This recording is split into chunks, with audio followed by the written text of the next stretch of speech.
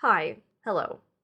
So, as I've been learning about, and by that nature, assimilating into the neurodivergent content creator community, I have seen many people explaining their experience with post diagnosis skill regression. Even if finding a diagnosis is a relief, the aftermath and adjustment to life isn't suddenly better. Yes, people have a better idea of accommodations that would make their lives easier, but that doesn't magically manifest them. It could make the continued lack of them all the more distressing. And internally, it causes a change to your mind to adjust to one's new reality. Which I put new reality in quotations because it's not a new reality at all, just a new paradigm. To change one's thinking from being told they're lazy their whole life to admitting genuine valid struggle. To accept their difference rather than reject it because it's not the norm they were raised to strive for. As I did some extra reading, as I do, paramotion.org put it the best way that I've seen so far, that awareness changes everything. And here is their list of some common ways skill regression manifests. It's not just, oh, I'm clumsy now, it's realizing how hard a task may have actually always been for you, but you push through anyway, and now that you see yourself doing that and understand the consequences, it's all the harder to perform. And it's been over a year now since I first opened myself up to the possibility I'm autistic.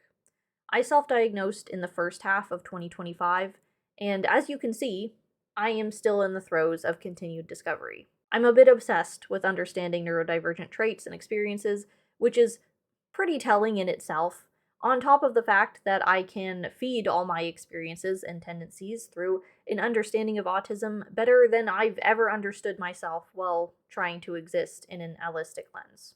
I am committed to my self diagnosis. I believe I'm autistic, if not autistic plus something else. And I have internalized that for the better part of a year now. I have overcome my original self diagnosis doubt, not just because it so thoroughly fits with my lived experience, but because I've received a lot of external validation too. And so I thought it was about time to ask myself, have I experienced any skill regression since my self diagnosis? I realize how silly that sounds, right? Like, how wouldn't I know if I was experiencing skill regression? And that's the point. No. My internal processing is quite delayed and founded on cope. It always has been. And although I can articulately explain to people why I feel things or do things whenever they ask, I don't see the pattern in reasoning within myself until I sit down and decide to analyze myself. So I do analyze myself often as to keep up. I'm doing it right now. Understanding the behaviors and reasoning of humans has always been a special interest of mine, and I need it to feel secure, but also it's important that I check in with myself because otherwise I just fall into things being the way they are and putting up with shit that I shouldn't. So is it weird that I want to step back and try to look at myself over the last several months to see if I've experienced any skill regression? Yes. But it works. Sitting down right now and trying to treat myself as something objective and observable, for the first time, I think, yeah, I do think I've experienced some regression. There are some things that I feel like there are simply too many other factors around contributing to it, which is why I struggle to figure out whether there's a true difference. Like, I've been struggling with energy levels. I'm tired a lot throughout the day and can't seem to wake up in the morning. I didn't used to struggle to get up from bed, but I also don't have an obligation like a job to force me to get up at the moment. Am I genuinely more tired even though I'm sleeping 10 hours instead of less than 8? Or is it simply that I've always needed that much sleep, but the anxiety of being late to anything and needing time to present myself appropriately was a powerful tool for overriding my otherwise very sleepy self? My sleep could be affected by the time of year, even, like needing a certain temperature to sleep and how much daylight exposure I get. It's hard to take all those variables into consideration to answer slightly more subjective things like, am I more tired? Or am I just now giving myself the grace to be as tired as I've always been? But one thing that I know for sure and is objectively observable is that my stimming has gotten significantly worse. And with that, too, there are other factors involved. I'm not spending time in spaces where I'm being perceived by other people to stop me from picking at myself, and there's no continued threat of subjecting myself to being perceived to keep me fearful enough to refrain. Those are things. And spending all my time in my home office did increase my stimming somewhat, but it's never been to this degree. I've never had to cover up like this before. I used to wear t shirts and tank tops all the time, but within the last year, I've learned that I can't go out in public with my arms exposed or people will comment on it. It's noticeable and it's concerning. People think I have a rash or eczema, but my forearms are actually just covered in scabs and scars because my pores bother me. The areas of my body which I pick kind of rotate over time.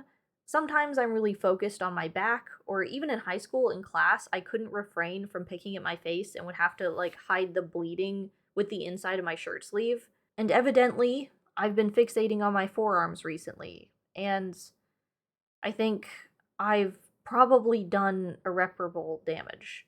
I am sad and ashamed about it because there is no real good reason for it. I just have pores, that's the problem. If it looks like a pore has dirt or pus in it, I am compelled to clean it out. And if it's gotten any sort of feeling like it's swollen, developing into something more like a whitehead, or is just a hair that's not growing in right, I need to drain it.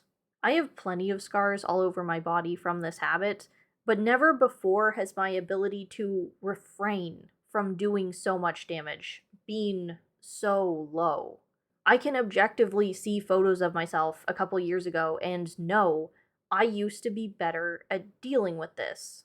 And aside from the literal timeline of it all, I do think it's tied to my self diagnosis because of how my actions regarding it have changed.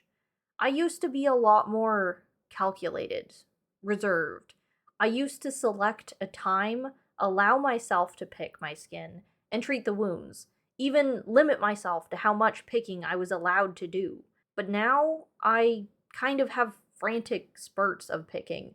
I'll be trying to go to bed, feel a bump on my skin, get out my phone light, and then one angry pore leads to another, and I've spent a half an hour doing it, and I've got dozens of open pores on my arms leaking pus and blood because I couldn't stop or be satisfied until I felt clean.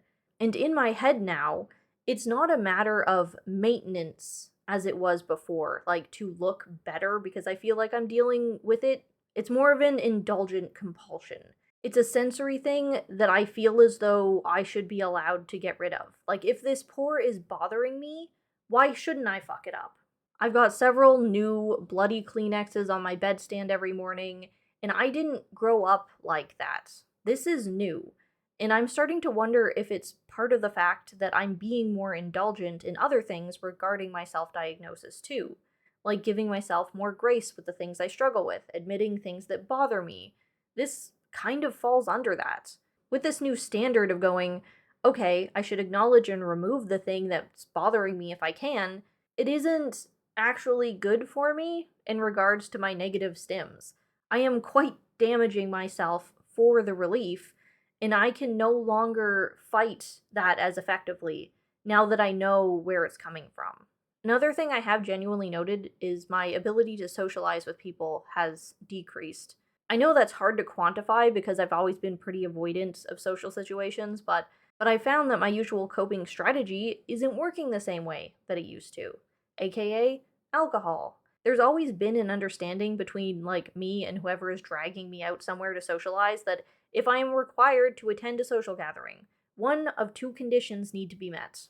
Either it is a planned interaction where we have something specific we are going to do, somewhere specific we are going to eat, and there is a time frame in which we are going to leave.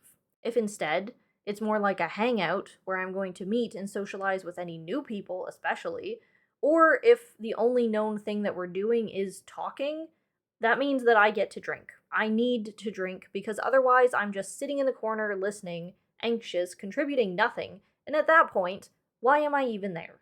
So it's also an expected default that I have some drinks whenever I hang out with people online because it's kind of an in between. There's usually an intention to the hangout, but there's also always so much dead space between either watching the movie or playing the game, and I get really awkward and want to abandon ship without my social lubricant.